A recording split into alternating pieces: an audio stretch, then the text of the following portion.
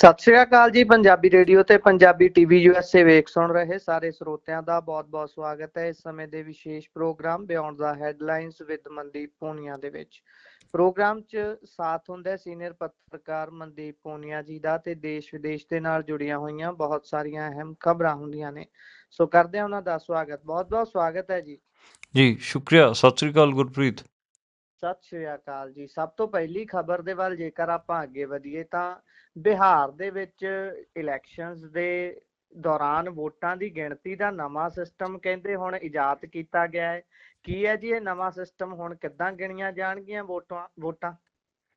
ਦੇਖੋ, ਇਹ ਹੁੰਦਾ ਸੀਗਾ ਕਿ ਜਿਹੜੀ ਇਹ ਬੈਲਟ ਪੋਸਟਲ ਬੈਲਟ ਸੀਗੇ, ਜਿਹੜੇ ਕਿ ਚਿੱਠੀ ਰਾਹੀਂ ਜਿਹੜੀ ਵੋਟਾਂ ਆਈਆਂ ਹੁੰਦੀਆਂ ਸੀਗੀਆਂ, ਉਹਨਾਂ ਨੂੰ ਗਿਣਨ ਨੂੰ ਲੈ ਕੇ ਨਾ ਕੋਈ ਫਿਕਸਡ ਰੂਲ ਨਹੀਂ ਸੀ। ਪਹਿਲਾਂ ਇਹ ਸੀਗਾ ਕਿ ਜਦ ਮਰਜ਼ੀ ਜੀ ਕਰਦਾ ਸੀਗਾ ਉਦੋਂ ਗਿਣ ਲੈਂਦੇ ਸੀ। ਕਈ ਜਿਹੜੇ ਰਿਟਰਨਿੰਗ ਆਫਿਸਰ ਹੁੰਦੇ ਸੀਗੇ ਉਹ ਕੋਸ਼ਿਸ਼ ਕਰਦੇ ਸੀਗੇ ਕਿ ਪਹਿਲਾਂ ਹੀ ਗਿਣ ਲਿਆ ਜਾਵੇ, ਪਰ ਬਥੇਰੇ ਇੱਦਾਂ ਦੇ ਹੁੰਦੇ ਸੀਗੇ ਕਿ ਜਿਹੜੇ ਆਖਰ 'ਚ ਗਿਣਦੇ ਸੀ ਅਤੇ ਆਖਰ 'ਚ ਫਿਰ ਰੌਲਾ ਪੈ ਜਾਂਦਾ ਸੀ ਜੇ ਜਿੱਤ ਹਾਰ ਦਾ ਮਾਰਜਨ ਘੱਟ ਹੋਵੇ।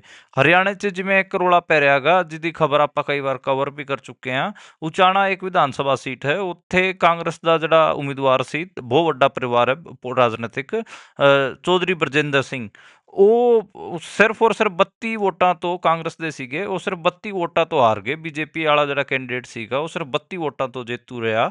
ਉਸ ਤੋਂ ਬਾਅਦ ਇਹ ਰੌਲਾ ਪਿਆ ਸੀਗਾ ਤੇ ਹੁਣ ਹਾਈ ਕੋਰਟ 'ਚ ਉਹ ਮਾਮਲਾ ਚੱਲ ਰਿਹਾ ਗਾ। ਬਰਜਿੰਦਰ ਸਿੰਘ ਦਾ ਆਰੋਪ ਹੈ ਕਿ ਤਕਰੀਬਨ 250 ਪਰਚੀਆਂ ਇੱਦਾਂ ਦੀਆਂ ਹੈਗੀਆਂ, ਪੋਸਟਲ ਬੈਲਟ ਇੱਦਾਂ ਦੇ ਹੈਗੇ ਜਿਹੜੇ ਖੋਲ੍ਹੇ ਹੀ ਨਹੀਂ ਉਹਨਾਂ ਨੇ, ਤੇ ਬਥੇਰੀਆਂ ਪੋਸਟਲ ਬੈਲਟ ਕੈਂਸਲ ਕੀਤੇ। ਹੁਣ ਉਹ ਰੀਕਾਊਂਟਿੰਗ ਹੋਣੀ ਹੈ ਹਾਈ ਕੋਰਟ 'ਚ, ਦੇਖੋ ਕਦੋਂ ਹੋਊਗੀ। ਅਗਲੀ ਤਰੀਕ ਜਿਹੜੀ ਹੈ ਉਹ 8 ਅਕਤੂਬਰ ਦੀ ਹੈ ਤੇ 8 ਅਕਤੂਬਰ ਨੂੰ ਪਤਾ ਲੱਗੂਗਾ। ਉਸੇ ਨੂੰ ਮੱਦੇਨਜ਼ਰ ਰੱਖਦੇ ਹੋਏ ਸ਼ਾਇਦ ਬਿਹਾਰ ਵਿਧਾਨ ਸਭਾ ਚੋਣਾਂ 'ਚ ਚੋਣ ਆਯੋਗ ਨੇ ਨਵੇਂ ਰੂਲ ਫਰੇਮ ਕੀਤੇ ਹੈਗੇ। ਇੱਕ ਤਾਂ ਰੂਲ ਫਰੇਮ ਇਹ ਕੀਤਾ ਗਿਆ ਹੈਗਾ, ਜਦੋਂ ਤੱਕ ਸਾਰੇ ਪੋਸਟਲ ਬੈਲਟ ਨਾ ਗਿਣ ਲਏ ਜਾਣ ਉਦੋਂ ਤੱਕ EVM ਦੇ ਆਖਰੀ ਰਾਊਂਡ ਦੀ ਕਾਊਂਟਿੰਗ ਨਹੀਂ ਹੋਊਗੀ। ਯਾਨੀ ਕਿ ਸਾਰੇ ਪਹਿਲਾਂ EVM ਦੀ ਸਾਰੀ ਕਾਊਂਟਿੰਗ ਖਤਮ ਕਰਨ ਤੋਂ ਪਹਿਲਾਂ ਸਾਰੇ ਪੋਸਟਲ ਬੈਲਟ ਗਿਣਨੇ ਪੈਣਗੇ। ਇੱਕ ਇਹ ਨਿਯਮ ਬਦਲਿਆ ਗਿਆ ਹੈਗਾ। ਮਤਲਬ ਇਹਦਾ ਇਹ ਹੈ ਕਿ ਜਿਹੜੇ ਲਾਸਟ ਰਾਊਂਡ ਹੋਣਗੇ ਉਹ ਰੋਕ ਦਿੱਤੇ ਜਾਣਗੇ, ਪਹਿਲਾਂ ਪੋਸਟਲ ਬੈਲਟ ਗਿਣੇ ਜਾਣਗੇ, ਉਸ ਤੋਂ ਬਾਅਦ ਲਾਸਟ ਰਾਊਂਡ ਆਖਰੀ ਜਿਹੜੇ ਰਾਊਂਡ ਨੇ ਉਹ ਗਿਣੇ ਜਾਣਗੇ। ਤਾਂ ਇੱਕ ਤਾਂ ਇਹ ਬਦਲਾਵ ਇਹ ਹੈ। ਹੁਣ ਆਪਾਂ ਦੇਖ ਰਹੇ ਹਾਂ ਕਿ ਜਦੋਂ ਤੋਂ ਵੋਟ ਚੋਰੀ ਵਾਲਾ ਮਾਮਲਾ ਇਹਨਾਂ ਨੇ ਰਾਹੁਲ ਗਾਂਧੀ ਹੋਰਾਂ ਨੇ ਸ਼ੁਰੂ ਕੀਤਾ, ਕਾਂਗਰਸ ਪਾਰਟੀ ਨੇ, ਤੇ ਚੋਣ ਆਯੋਗ ਨੇ ਤਕਰੀਬਨ 29 ਜਿਹੜੀ ਆਪਣੀ ਨਵੇਂ ਕਿਸਮ ਦੇ ਬਦਲਾਅ ਕੀਤੇ ਹੈਗੇ ਆ। ਕਿਤੇ ਉਹ ਕਾਨੂੰਨੀ ਸਲਾਹਕਾਰ ਲੈ ਰਹੇ ਨੇ, ਕਿਤੇ ਜਿਵੇਂ ਕੱਲ੍ਹ ਵੀ ਆਪਾਂ ਗੱਲ ਕਰ ਰਹੇ ਸੀਗੇ ਕਿ ਉਹਨਾਂ ਨੇ OTP ਸਿਸਟਮ ਇੰਟਰੋਡਿਊਸ ਕਰ ਦਿੱਤਾ ਸੀ, ਕਿਤੇ SIR ਕਰ ਰਹੇ ਸੀਗੇ। ਅੱਜ ਉਹਨਾਂ ਨੇ ਦੇਖੋ ਇਹ ਸਿਸਟਮ ਹੀ ਬਦਲਤਾ ਜਿਹੜਾ ਕਾਊਂਟਿੰਗ ਵਾਲਾ ਸੀਗਾ, ਕਿ ਪੋਸਟਲ ਬੈਲਟਸ ਦੀ ਜਿਹੜੀ ਕਾਊਂਟਿੰਗ ਹੈ ਉਹ EVM ਦੀ ਕਾਊਂਟਿੰਗ ਤੋਂ ਪਹਿਲਾਂ ਹੋਊਗੀ। ਤਾਂ ਇਹ ਇੱਕ ਮੈਨੂੰ ਲੱਗਦਾ ਗਾ ਕਿ ਚੰਗਾ ਹੈ। ਨਹੀਂ ਤਾਂ ਜੇ ਜਿੱਤ ਹਾਰ ਦਾ ਮਾਰਜਨ ਘੱਟ ਹੁੰਦਾ ਗਾ ਤੇ ਫਿਰ ਪੋਸਟਲ ਬੈਲਟਾਂ 'ਚ ਜਿਹੜਾ ਉੱਥੇ ਗਿਣਨ ਵਾਲੇ ਲੋਕ ਹੁੰਦੇ ਨੇ ਉਹ ਜੀ ਹਾਂ ਗੜਬੜ ਕਰ ਦਿੰਦੇ ਨੇ, ਤੇ ਜੀ ਉਸ ਨੂੰ ਰੋਕਣ ਵਾਸਤੇ ਕੀਤਾ ਗਿਆ ਹੈਗਾ। ਯਾਨੀ ਕਿ ਜਿਹੜਾ ਇਹ ਮੁੱਦਾ ਲੈ ਕੇ ਚੱਲੇ ਹੋਏ ਨੇ ਰਾਹੁਲ ਗਾਂਧੀ ਹੋਰੀ, ਵੋਟ ਚੋਰੀ ਵਾਲਾ, ਉਹਦਾ ਅਸਰ ਤਾਂ ਪੈ ਰਿਹਾ। ਨਹੀਂ ਤਾਂ 29 ਰੂਲਸ ਆਪਣੇ 29 ਤਬਦੀਲੀਆਂ ਕਰ ਚੁੱਕਿਆ ਗਾ ਇਲੈਕਸ਼ਨ ਕਮਿਸ਼ਨ, ਜਦੋਂ ਤੋਂ ਇਹਨਾਂ ਨੇ ਇਹ ਰਾਹੁਲ ਗਾਂਧੀ ਹੋਰਾਂ ਨੇ ਇਹ ਮੁੱਦਾ ਫੜਿਆ ਗਾ ਇਲੈਕਸ਼ਨ ਕਮਿਸ਼ਨ ਦੇ ਉਲਟ ਵੋਟ ਚੋਰੀ ਵਾਲਾ। ਜੀ। ਸੋ ਜੇਕਰ ਅੱਗੇ ਚੱਲੀਏ ਤਾਂ ਗੱਲ ਲੇਹ ਦੇ ਵਿੱਚ ਹੋਈ ਹਿੰਸਾ ਦੀ ਕਰ ਲੈਂਦੇ ਆ। ਉੱਥੇ ਸੋਨਮ ਵਾਂਗਚੁਕ ਹੋਣੀ ਜਿਹੜੇ ਅੱਗੇ ਲੱਗੇ ਹੋਏ ਨੇ ਤੇ ਜਿਨ੍ਹਾਂ ਨੇ ਸ਼ਾਇਦ ਭੁੱਖ ਹੜਤਾਲ ਵੀ ਆਪਣੇ ਵੱਲੋਂ ਕੀਤੀ ਸੀ, ਉਹ ਹੁਣ ਕਹਿ ਰਹੇ ਨੇ ਕਿ ਮੈਨੂੰ ਬਲੀ ਦਾ ਬੱਕਰਾ ਬਣਾਇਆ ਗਿਆ ਹੈ। ਕਹਿੰਦੇ ਕੇਂਦਰ ਨੇ ਉਹਨਾਂ ਦੀ NGO ਦਾ ਜਿਹੜਾ ਵਿਦੇਸ਼ੀ ਫੰਡਿੰਗ ਲਈ ਜ਼ਰੂਰੀ ਲਾਇਸੈਂਸ ਹੁੰਦਾ ਹੈ ਉਹ ਵੀ ਰੱਦ ਕਰ ਦਿੱਤਾ ਹੈ। ਹਿੰਸਾ ਦੇ ਲਈ ਕਹਿੰਦੇ ਉਹਨਾਂ ਨੂੰ ਜ਼ਿੰਮੇਵਾਰ ਦੱਸਿਆ ਜਾ ਰਿਹਾ ਵੀ ਇਹਨਾਂ ਦੇ ਕਰਕੇ ਹੋਈ ਹੈ। ਇਹ ਕਿੰਨੀ ਕੁ ਗੱਲ ਸੱਚੀ ਹੈ ਜੀ? ਕਿੰਨਾ ਕੁ ਜ਼ਿੰਮੇਵਾਰ ਹੈ ਸੋਨਮ ਵਾਂਗਚੁਕ? ਦੇਖੋ, ਕੇਂਦਰ ਸਰਕਾਰ ਦੇ ਗ੍ਰਹਿ ਮੰਤਰਾਲੇ ਵੱਲੋਂ ਕੱਲ ਰਾਤ ਨੂੰ ਇੱਕ ਬਿਆਨ ਜਾਰੀ ਕੀਤਾ ਗਿਆ ਹੈਗਾ, ਤੇ ਉਹਦੇ 'ਚ ਲਿਖਿਆ ਹੋਇਆ ਸੀ ਵਾਂਗਚੁਕ ਨੇ ਭੜਕਾਊ ਭਾਸ਼ਣ ਦਿੱਤੇ, ਭੀੜ ਨੂੰ ਉਕਸਾਇਆ, ਹਿੰਸਾ ਵਾਸਤੇ ਆਪਣਾ ਜਿਹੜਾ ਉਪਵਾਸ ਤੋੜਿਆ, ਲੇਕਿਨ ਜਿਹੜੇ ਹਾਲਾਤ ਸੀਗੇ ਉਹ ਕਾਬੂ ਕਰਨ ਦੀ ਪ੍ਰਯਾਸ ਦੀ ਥਾਂ ਤੇ ਉਹ ਐਂਬੂਲੈਂਸ ਲੈ ਕੇ ਆਪਣੇ ਪਿੰਡ ਚਲੇ ਗਏ।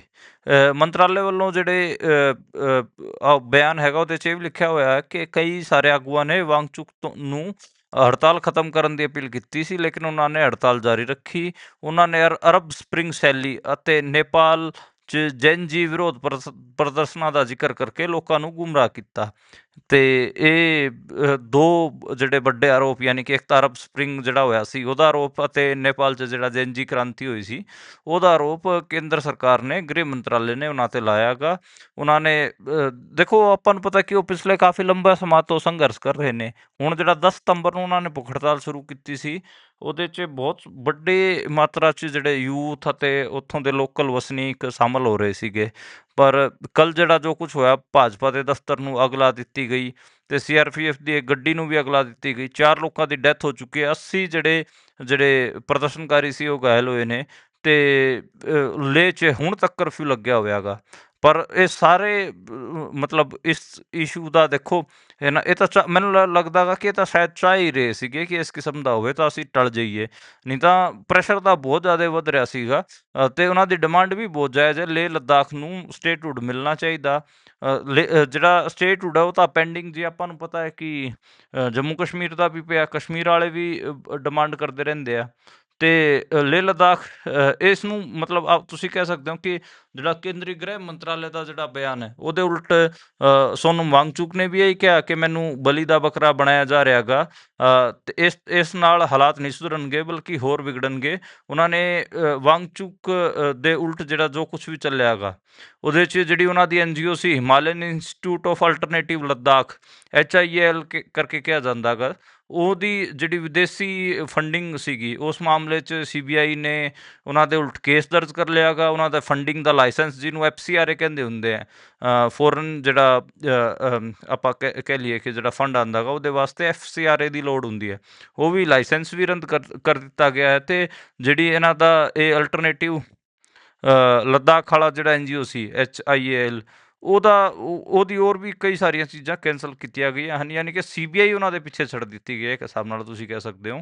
ਜੀ ਤੇ ਮਤਲਬ CBI ਦਾ ਗਲਤ ਦੁਰਉਪਯੋਗ ਕਿਤੇ ਨਾ ਕਿਤੇ ਜਿਹੜੇ ਉੱਥੋਂ ਦੇ ਅੰਦੋਲਨਕਾਰੀ ਉਹਨਾਂ ਨੂੰ ਡਰਾਉਣ ਵਾਸਤੇ ਕੀਤਾ ਜਾ ਰਿਹਾ ਹੈਗਾ। ਮੈਨੂੰ ਲੱਗਦਾ ਗਾ ਕਿ ਸੋਨਮ ਵਾਂਗਚੁਕ ਨੂੰ ਜੇਲ੍ਹ ਵੀ ਹੋ ਜਾਵੇ ਤਾਂ ਵੀ ਉਹਨਾਂ ਨੂੰ ਪਿੱਛੇ ਨਹੀਂ ਹਟਣਾ ਚਾਹੀਦਾ। ਉਹਨਾਂ ਨੂੰ ਬਲੀ ਦਾ ਬੱਕਰਾ ਤਾਂ ਉਹ ਬਣਾ ਰਹੇ ਨੇ। ਪਹਿਲਾਂ ਜੀ ਸਥਾਨਕ ਪੁਲਿਸ ਨੇ ਵੀ ਉਹਨਾਂ ਤੇ, ਜਿਹੜੇ ਉੱਥੋਂ ਦੀ ਲੋਕਲ ਪੁਲਿਸ ਸੀ, ਰਾਜ ਧਰੋਹ ਦਾ ਕੇਸ ਲਾ ਦਿੱਤਾ ਸੀ। 4 ਸਾਲ ਪਹਿਲਾਂ ਵੀ ਉਹਨਾਂ ਦੀ ਕੋਈ ਇੱਕ FIR ਸੀ, ਉਹਨੂੰ ਵੀ ਦੁਬਾਰਾ ਖੋਲ੍ਹ ਦਿੱਤਾ ਇਹਨਾਂ ਨੇ। ਤੇ ਜੀ ਇਸ ਕਿਸਮ ਨਾਲ ਉਹਨਾਂ ਨੂੰ ਤੰਗ ਤਾਂ ਕੀਤਾ ਹੀ ਜਾ ਰਿਹਾ ਹੈਗਾ। ਤੇ ਇਸ ਤੋਂ ਪਹਿਲਾਂ ਸਾਲ 1989 'ਚ ਵੀ ਜਿਹੜੇ ਉੱਥੋਂ ਦੇ ਨੌਜਵਾਨ ਸੀਗੇ, ਉਹਨਾਂ ਨੇ ਇੱਕ ਵੱਡਾ ਅੰਦੋਲਨ ਕੀਤਾ ਸੀ। ਉਸ ਟਾਈਮ ਵੀ ਵਾਇਲੈਂਸ ਹੋਇਆ ਸੀਗਾ।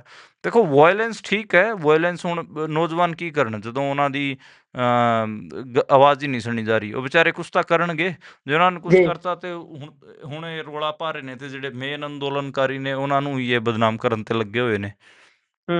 ਜੀ ਉਧਰ ਜੇਕਰ ਮੈਂ ਇਸ ਤੋਂ ਅੱਗੇ ਵਧਾ ਤਾਂ ਸੋਨੀਆ ਗਾਂਧੀ ਨੇ ਟਿੱਪਣੀ ਕੀਤੀ ਹੈ ਫਲਸਤੀਨ ਦੇ ਮੁੱਦੇ ਦੇ ਉੱਪਰ।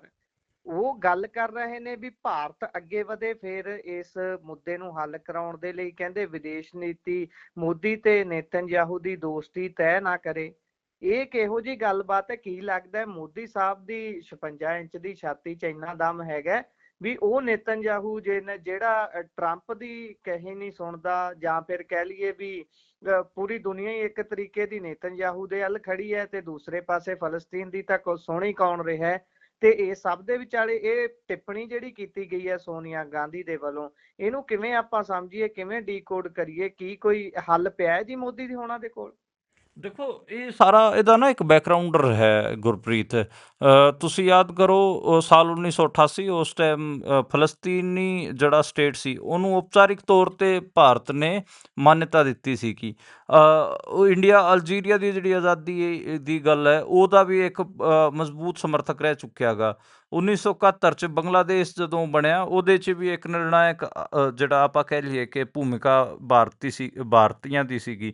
ਦਕਸ਼ਿਣ ਅਫਰੀਕਾ 'ਚ ਵੀ ਬਹੁਤ ਸਾਰੇ ਮੁਲਕਾਂ 'ਚ ਜਿਹੜੇ ਰੰਗ ਭੇਦ ਦੇ ਮੁੱਦੇ ਸੀ ਉਹ ਚੁੱਕੇ ਹੈਗੇ ਆ ਇੰਡੀਆ ਵਾਲਿਆਂ ਨੇ। ਤਾਂ ਮਤਲਬ ਉਹ ਇੱਕ ਉਸ ਬੈਕਗਰਾਊਂਡਰ ਤੋਂ ਸੋਨੀਆ ਗਾਂਧੀ ਬੋਲ ਰਹੇ ਨੇ।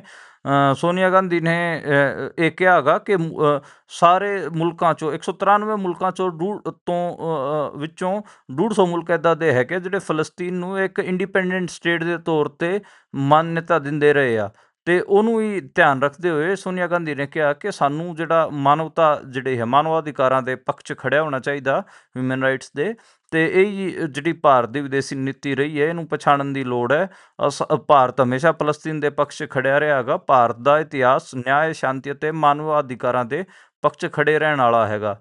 ਤੇ ਉਹਨਾਂ ਨੇ ਕਿਹਾ ਕਿ ਇਹ ਨਹੀਂ ਕਿ ਮਤਲਬ ਇੰਡੀਆ ਦੀ ਜਿਹੜੀ ਫੋਰਨ ਪਾਲਿਸੀ ਹੈ ਉਹ ਮੋਦੀ ਦੀ ਜਿਹੜੀ ਨਿੱਜੀ ਦੋਸਤੀ ਹੈ ਨਿਤਿਆਨਯਾਹੂ ਨਾਲ, ਉਹਦੇ ਕਰਕੇ ਪ੍ਰਭਾਵਿਤ ਹੋ ਰਹੀ ਹੈ। ਤੇ ਇਹ ਗਲਤ ਹੈ। ਇਹ ਭਾਰਤ ਨੂੰ ਜਿਹੜੀ ਵਿਦੇਸ਼ ਨੀਤੀ ਹੈ ਉਹ ਵਿਅਕਤੀਗਤ ਰਿਸ਼ਤਿਆਂ ਤੋਂ ਤੈਅ ਨਹੀਂ ਕਰਨੀ ਚਾਹੀਦੀ, ਇਹ ਉਹਨਾਂ ਨੇ ਕਿਹਾ ਹੈਗਾ।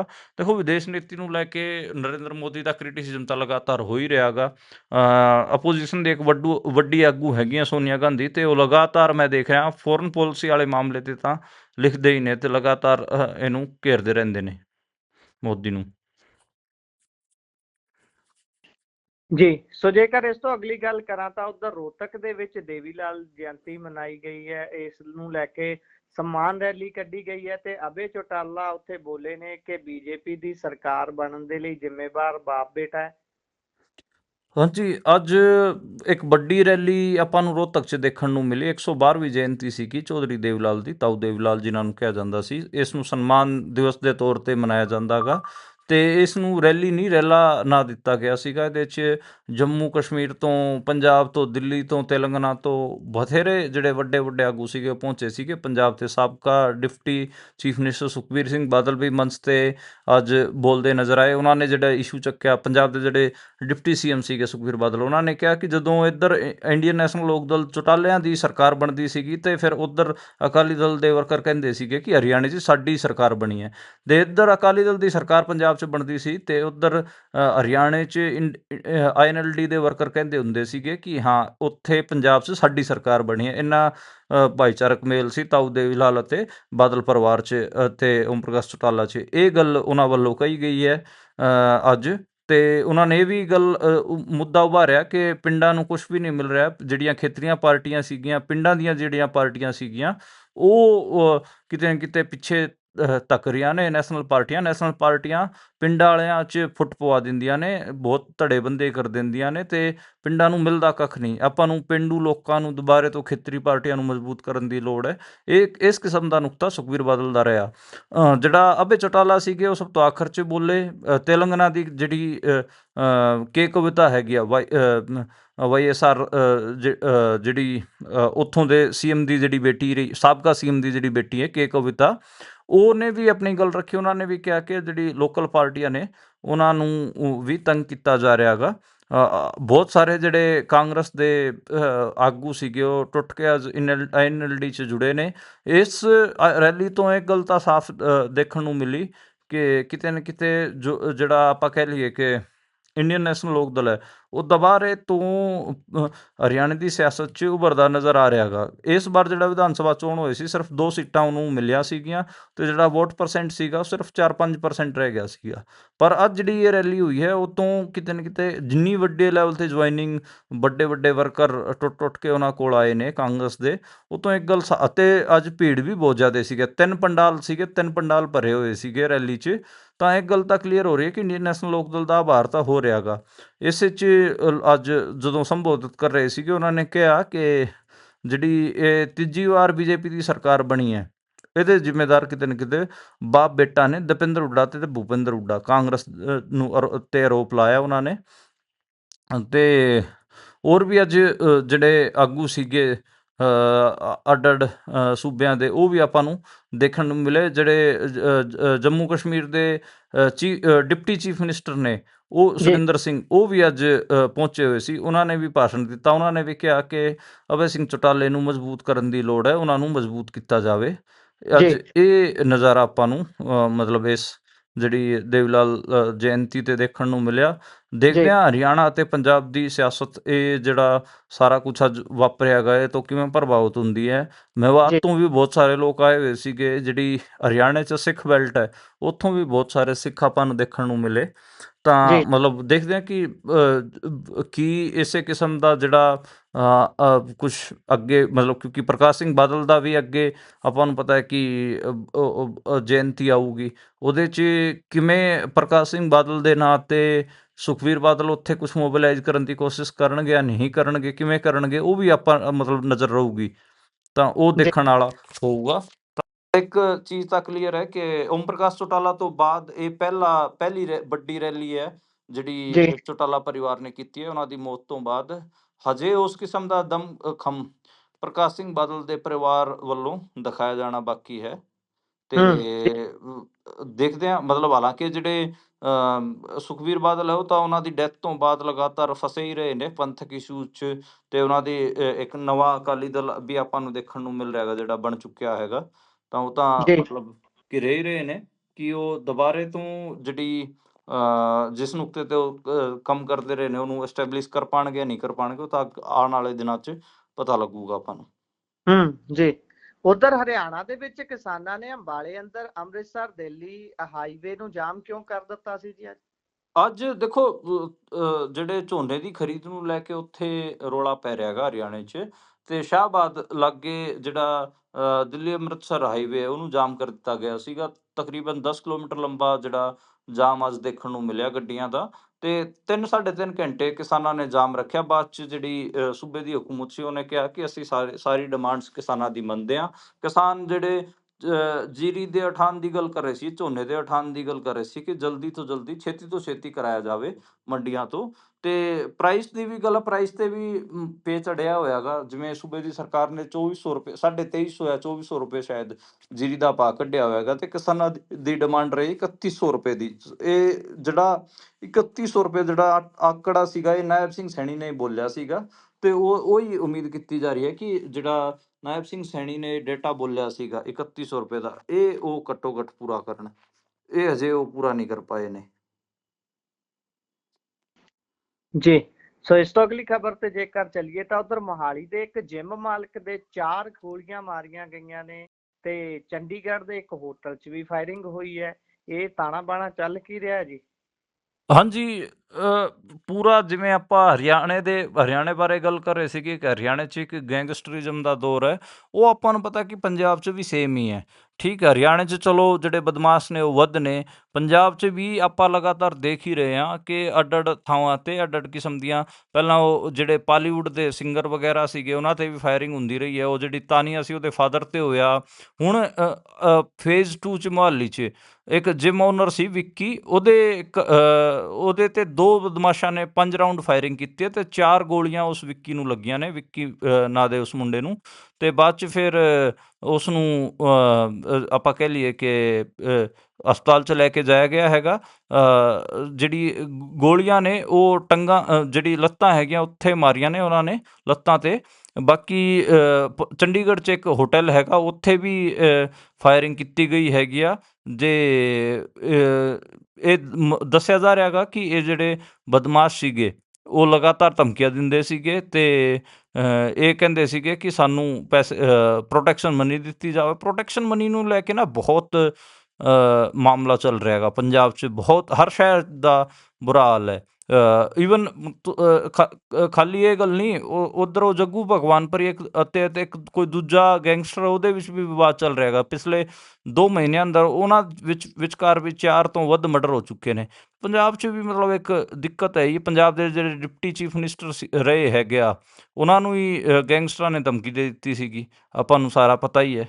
ਤੇ ਜਦੋਂ ਜਿਹੜੇ ਸਾਬਕਾ ਡਿਪਟੀ ਚੀਫ ਮਿਨਿਸਟਰ ਨੂੰ ਹੀ ਧਮਕੀ ਦੇ ਦਿੱਤੀ ਗਈ ਹੋਵੇ, ਤਾਂ ਫਿਰ ਆਮ ਆਦਮੀ ਦੀ ਕੀ ਔਕਾਤ ਹੈ ਜੀ। ਜਿਹੜੇ ਗੈਂਗਸਟਰ ਨੇ ਤਾਂ ਮਤਲਬ ਖੁੱਲੇ ਸਾਨ ਵਾਂਗ ਘੁੰਮ ਰਹੇ ਨੇ ਪੰਜਾਬ ਅਤੇ ਹਰਿਆਣੇ 'ਚ।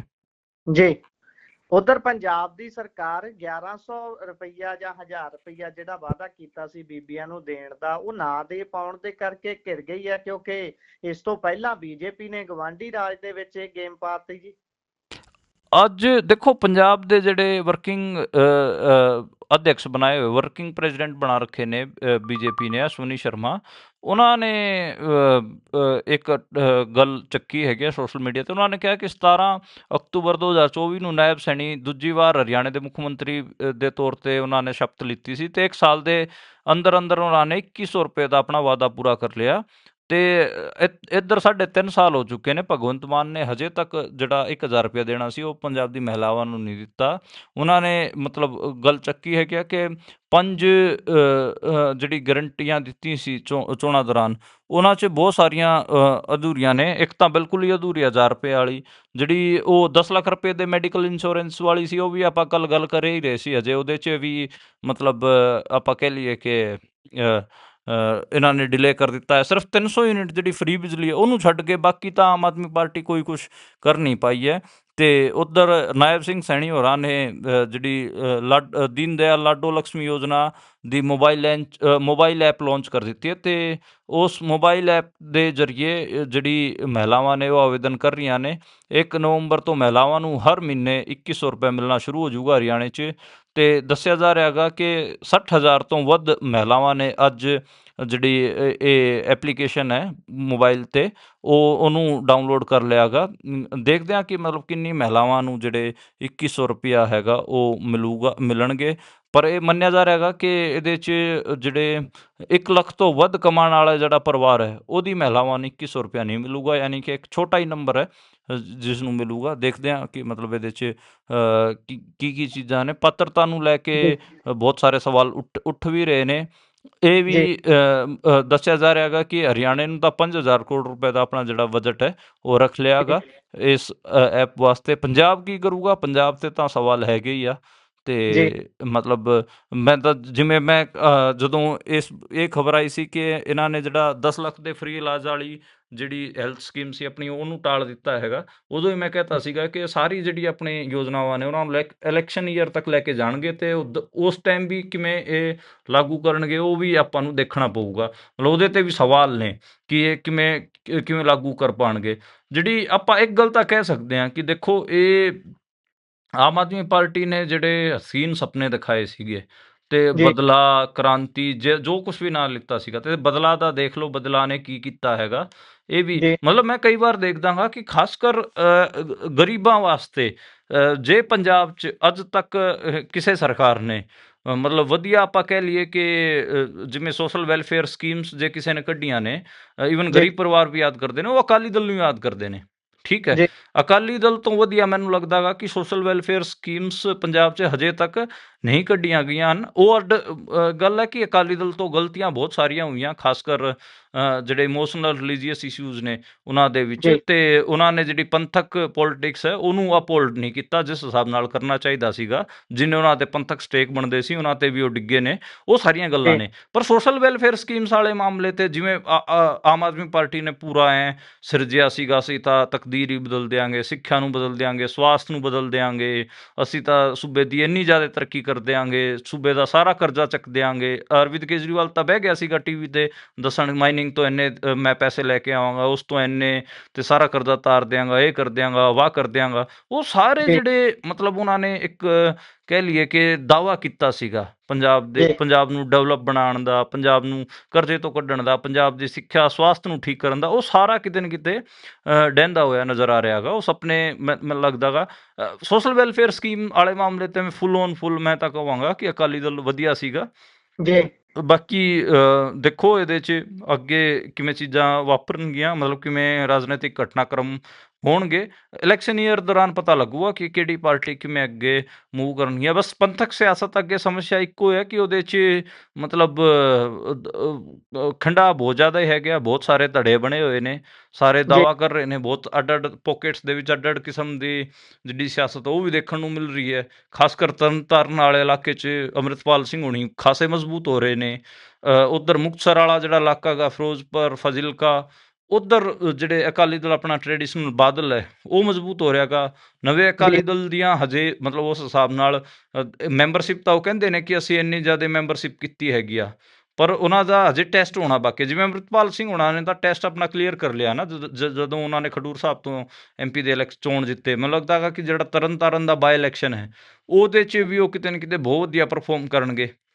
ਜੀ ਤੇ ਇੱਕ ਇਹ ਹੈ ਪੰਥਕ ਸਿਆਸਤ ਸਾਹਮਣੇ ਸਵਾਲ ਇੱਕੋ ਹੀ ਹੈ ਕਿ ਇਹਨਾਂ 'ਚ ਮਤਲਬ ਖਿੰਡਾਅ ਬਹੁਤ ਜ਼ਿਆਦਾ ਹੈਗੇ ਆ ਕਿ ਉਹ ਇਕੱਠੇ ਹੋ ਪਾਉਣਗੇ। ਹਾਲਾਂਕਿ BJP ਦੇ ਜਿਹੜੇ ਅਮਿਤ ਸ਼ਾਹ ਹੈਗੇ ਆ ਉਹ ਤਾਂ ਜੋ ਦਾਅਵਾ ਕਰਦੇ ਨੇ ਆਪਣੇ ਇੰਟਰਨਲ ਸਰਕਲ 'ਚ, ਉਹ ਇਹ ਕਹਿੰਦੇ ਨੇ ਕਿ ਇਹ ਸਾਰੇ ਐਂ ਖਿੰਡੇ ਰਹਿਣਗੇ, ਇਹਨਾਂ ਨੂੰ ਆਖਰ 'ਚ ਅਸੀਂ ਇਕੱਠੇ ਕਰਾਂਗੇ। ਤਾਂ ਹੂੰ ਮਤਲਬ ਉਹ ਵੀ ਇੱਕ ਚਿੰਤਾ ਦਾ ਵਿਸ਼ਾ ਹੈਗਾ ਕਿ ਪੰਜਾਬ ਦੀ ਸਿੱਖ ਸਿਆਸਤ, ਖਾਸ ਕਰ ਇਲੈਕਟੋਰਲ ਚੋਣਾਂ ਦੀ ਜਿਹੜੀ ਸਿੱਖ ਸਿਆਸਤ ਹੈ ਉਹ ਕਿਸ ਪਾਸੇ ਜਾਊਗੀ।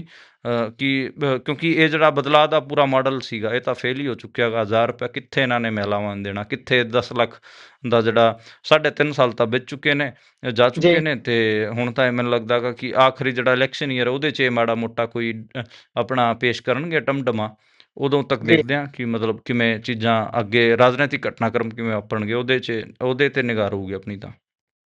ਜੀ ਉਧਰ ਮੋਗੇ ਦੇ ਬੇਅਦਬੀ ਕਾਂਡ ਹੈ, ਜਿਹੜਾ ਬੇਅਦਬੀ ਕੇਸ ਹੈ ਉਹ ਚੰਡੀਗੜ੍ਹ ਦੇ ਵਿੱਚ ਸ਼ਿਫਟ ਨਹੀਂ ਹੋਊਗਾ। ਹੁਣੇ ਸੁਪਰੀਮ ਕੋਰਟ ਨੇ ਇਸ ਤੇ ਰੋਕ ਲਗਾ ਦਿੱਤੀ ਹੈ ਜੀ। ਹਾਂਜੀ, ਪੰਜਾਬ ਦਾ ਜਿਹੜਾ ਮੋਗੇ ਦਾ ਜਿਹੜਾ ਕੇਸ ਹੈ, ਖਾਸ ਕਰ ਬੇਅਦਬੀ ਕੇਸ, ਉਹਦੀ ਸੁਣਵਾਈ ਚੰਡੀਗੜ੍ਹ ਕਰਾਉਣ ਵਾਸਤੇ ਸੁਪਰੀਮ ਕੋਰਟ 'ਚ ਇੱਕ ਪਟੀਸ਼ਨ ਪਾਈ ਗਈ ਸੀ ਸਰਕਾਰ ਵੱਲੋਂ, ਪਰ ਉਹਦੀ ਜਿਹੜੀ ਸਥਿਤੀ ਹੈ ਫਿਲਹਾਲ ਦੇ ਸਮਾਂ ਆਪਾਂ ਕਹਿ ਸਕਦੇ ਹਾਂ ਜਿਉਂ ਦੀ ਤਿਉਂ ਹੀ ਰੱਖੀ ਗਈ ਹੈਗੀ ਆ। ਪਹਿਲਾਂ Punjab and Haryana high court 'ਚ ਸਰਕਾਰ ਨੇ ਕਿਹਾ ਸੀਗਾ ਕਿ ਮਾਹੌਲ ਠੀਕ ਨਹੀਂ ਰਹਿੰਦਾ ਉੱਥੇ, ਤੇ ਹੁਣ ਸੁਪਰੀਮ ਕੋਰਟ 'ਚ ਕਿਹਾ ਗਾ, ਤੇ ਦੋਵੇਂ ਕੋਰਟਾਂ 'ਚ ਪੰਜਾਬ ਸਰਕਾਰ ਦੀ ਗੱਲ ਨਹੀਂ ਸੁਣੀ ਗਈ ਹੈ, ਤੇ ਸ਼ਿਫਟ ਨਹੀਂ ਹੋਊਗਾ ਉੱਥੇ, ਮੋਗੇ 'ਚ ਹੀ ਚੱਲੂਗਾ। ਤੇ ਦੇਖਦੇ ਹਾਂ, ਮਤਲਬ ਉਹਦੇ 'ਚ 4 ਅਹਿਮ ਗੱਲਾਂ ਨੇ। ਪੰਜਾਬ ਤੋਂ ਪਹਿਲਾਂ ਦੇਖੋ, ਇੱਕ ਤਾਂ ਇਹ ਕਿ ਕੁੱਲ 6 ਕੇਸ ਇੱਦਾਂ ਦੇ ਨੇ ਜਿਹੜੇ ਪਹਿਲਾਂ ਟਰਾਂਸਫਰ ਹੋ ਚੁੱਕੇ ਨੇ। ਐਚ ਐਸ ਫੁਲਕਾ ਨੇ ਹਾਈ ਕੋਰਟ 'ਚ ਵੀ ਦੱਸਿਆ ਸੀਗਾ ਕਿ ਜੀ ਜਿਹੜੇ 6 ਕੇਸ ਬਠਿੰਡੇ ਵਾਲਾ, ਫਰੀਦਕੋਟ ਵਾਲਾ, ਮੋਗੇ ਜੀ ਵਾਲਾ, ਤੇ ਸੁਣਵਾਈ ਜਦੋਂ ਹੁੰਦੀ ਹੈ ਉਦੋਂ ਮਾਹੌਲ ਖਰਾਬ ਹੁੰਦਾ ਗਾ, ਇਹ ਗੱਲ ਵੀ ਆਈ ਸੀ। ਤੇ ਜੀ ਇਹਦੇ ਤੇ ਜਿਹੜਾ ਸਾਲ 2015 ਚ ਮੋਗੇ ਦੀ ਇੱਕ ਘਟਨਾ ਵਾਪਰੀ ਸੀ, ਆਪਾਂ ਨੂੰ ਪਤਾ ਹੀ ਹੈ। ਸ੍ਰੀ ਗੁਰੂ ਗ੍ਰੰਥ ਸਾਹਿਬ ਦੀ ਪਵਿੱਤਰ ਸ੍ਰੀ ਗੁਰੂ ਗ੍ਰੰਥ ਸਾਹਿਬ ਦੇ ਜਿਹੜੇ ਪਵਿੱਤਰ ਸਰੂਪ ਸੀ ਉਹਨਾਂ ਦੇ ਕੁਝ ਅੰਗ ਅੱਡ ਅੱਡ ਥਾਵਾਂ ਤੇ ਪਾਏ ਗਏ ਸੀਗੇ, ਤੇ ਇਹ ਘਟਨਾ ਬਹੁਤ ਵੱਡੀ ਸੀਗੀ, ਜੀ ਤੇ ਘਟਨਾ ਕਰਕੇ ਉੱਥੇ ਜੋ ਤਣਾਅ ਫੈਲਿਆ, ਫਿਰ ਲੋਕਾਂ 'ਚ ਜਿਹੜਾ ਗੁੱਸਾ ਸੀਗਾ ਉਹਨਾਂ ਦੇ ਮਨਾਂ 'ਚ ਜਿਹੜਾ ਰੋਹ ਸੀ, ਉਹਦੇ ਉਲਟ ਪੁਲਿਸ ਨੇ ਮਤਲਬ ਜੋ ਕੁਛ ਕੀਤਾ, ਉਹ ਸਾਰਾ ਮਾਮਲਾ ਹੈਗਾ। ਜਿਹੜੇ ਡੇਰਾ ਸੱਚਾ ਸੌਦਾ ਹੈ ਸਰਸੇ ਵਾਲਾ ਹੈ, ਉਹਦੇ ਜਿਹੜੇ 3 ਉਹ ਅਨੁਯਾਈ ਚੇਲੇ ਫੜੇ ਗਏ ਸੀਗੇ, ਤੇ ਜੀ ਉਹਨਾਂ ਨੂੰ ਮੋਗਾ ਕੋਰਟ ਨੇ 3 ਸਾਲ ਦੀ ਸਜ਼ਾ ਸੁਣਾਈ ਸੀ, ਪਰ ਉਹਦੇ ਤੋਂ ਵੀ ਲੋਕਾਂ ਨੂੰ ਮਤਲਬ ਸੰਤੁਸ਼ਟੀ ਹੈ ਨਹੀਂ, ਉਹਨਾਂ ਨੂੰ ਵੱਧ ਸਜ਼ਾ ਹੋਣੀ ਚਾਹੀਦੀ। ਜੀ ਪੰਜਾਬ ਸਰਕਾਰ ਨਵਾਂ ਕਾਨੂੰਨ ਲੈ ਕੇ ਆ ਰਹੀ ਹੈ, ਜੇ ਉਹ ਬਣ ਜਾਂਦਾ ਗਾ ਫਿਰ ਤਾਂ ਉਹਨਾਂ ਨੂੰ ਉਮਰ ਕੈਦ ਦੀ ਸਜ਼ਾ ਵੀ ਹੋ ਸਕਦੀ ਹੈਗੀ ਆ। ਜੀ ਵੇਖਦੇ ਹਾਂ ਬਣਦਾ ਕੀ ਹੈ। ਇਸੇ ਦੇ ਨਾਲ ਪ੍ਰੋਗਰਾਮ ਦਾ ਸਮਾਂ ਇੱਥੇ ਸਮਾਪਤ ਹੁੰਦਾ। ਤੁਸੀਂ ਜੁੜੇ ਜਾਣਕਾਰੀਆਂ ਸਾਂਝੀਆਂ ਕੀਤੀਆਂ, ਬਹੁਤ ਬਹੁਤ ਧੰਨਵਾਦ ਜੀ। ਧੰਨਵਾਦ ਜੀ।